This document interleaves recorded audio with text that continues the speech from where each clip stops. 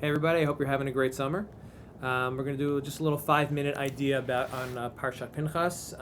I'd like to say something about the Parsha that actually relates to our lives during the summer a little bit. Where we last left our heroes at the end of Parshat Balak, so we heard about Pנחas, who had killed Zimri and Cosby, one of the Nesiim of the Bnei Israel, who had engaged in sexual relations in public with a Moabite, or is it a Midianite woman? A Midianite woman from Midian. And we pick up Parshat Pנחas with Hashem's reaction to this Pנחas's justice.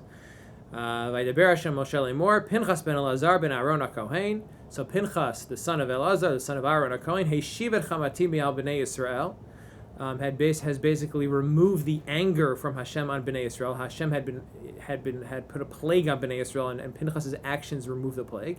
Fine, I'm not going to destroy Bnei Israel. And now, what is Pנחas's reward? Lachein emor hineni noten lo briti shalom. I'm giving him my covenant of peace, of shalom. Let's call it shalom.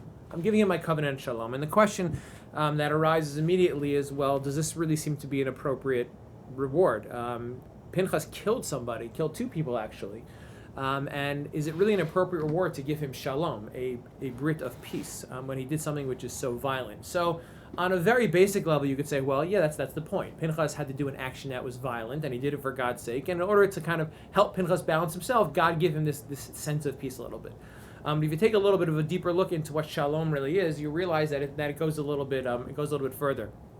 The concept of shalom, what we normally define as peace, can actually be defined a little bit differently.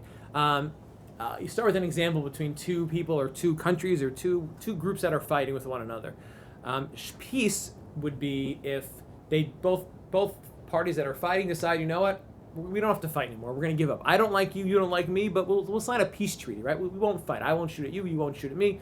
We will continue to hate each other, but at least we won't fight about it. The opposite or a different approach would be if two people actually, can cross the battle lines. Two groups can cross the battle line, shake hands, give a hug, and decide to live together, and be able to take the two opposites and be able to kind of live in a society. And that's what we call harmony. Peace is, again, not fighting. Harmony is being able to take two elements and have them work together. And I believe that is really what Pנחas is being given here. He's not given the Brit of Shalom, of peace. He's being given a Brit of harmony. And why is that appropriate? Because if you think about it, murder is not something which normally fits with the Jewish way of living, or a godly way of living. A godly way of living obviously does not include violence towards others, but it also includes the fact that we have to realize that there's a time for everything, as Shlomo HaMelech said in Kohelet, right? L'chol zamana et tachat l'shamayim. There's a time for everything, right? Tachat l'shamayim, under the heavens. There's a time to love, a time to hate. A time to eight milchama, eight shalom, a time of war and a time for peace, or a time for harmony.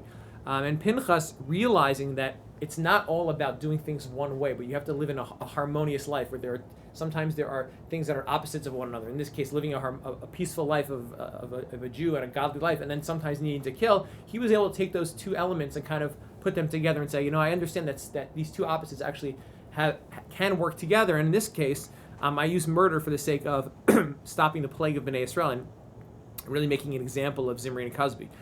And that's why shalom, harmony, is a very appropriate reward for Pנחas, who was able to take two opposite things and kind of harmonize them. Now, how does this relate to us a little bit? So there's a very popular letter that Rav Yitzchak Kutner, a famous Rosh Yeshiva of Chaim Berlin, a very thoughtful man, famous for being thoughtful, wrote to a student of his. A student of his had either written to him or spoken to him about the fact that his concern that he felt like he was living what he calls a double life, that he has his life in the yeshiva and he has his life outside of the yeshiva. And Rav Hutner, in a very sensitive response, and a very popularly read response, he writes that he gives an example of a house. If you have multiple rooms inside a house, you wouldn't say, well, my kitchen is one house and my bedroom is another house and my bathroom is another house. No, since they're all under the same roof, they're all part of one greater, what we call a broader life, a more fulfilling and a more nuanced that includes every different types of elements together. Since they're all under one roof, you wouldn't say, that I live in 3 different houses or 5 different houses if I have 3 or 5 rooms in my apartment or in my home. You live under one roof. Similarly, says Rav Hutner, everything in life all falls under one category. He says to his student who's in yeshiva, when you're in yeshiva, that's all part of a godly life. When you're outside of yeshiva, that's all part of living a godly life. And that's something that relates to us, that's something that resonates with me, and it should resonate with all of us. That there are definitely different parts of our lives. Some of them are more obviously good and obviously within the way we want to do things. Sometimes there are parts that are a little bit of our lives that are a little bit, not as obviously connected with doing things the right way and living a godly life or meaningful life or religious life, whatever type of life you want to live. And sometimes we have to do a little extra work to realize that they all can be harmonized and all part of living a greater life. So when we're spending the summer away from home, away from school, away from sometimes a lot of the things that keep us grounded in the life that we want to live, it's important to realize that this is not 2 different lives. I don't have to live a life in the summer. I don't live one life at home, one life in the summer. Rather, this is all part of one life and can be lived in a way which is meaningful and harmonious, as Phinehas did as Phinehas acted when killing Zimri and Cosby, and as God rewarded him with the Brit of harmony, the Brit of Shalom. Have a great Shabbos, everybody, and have a great summer.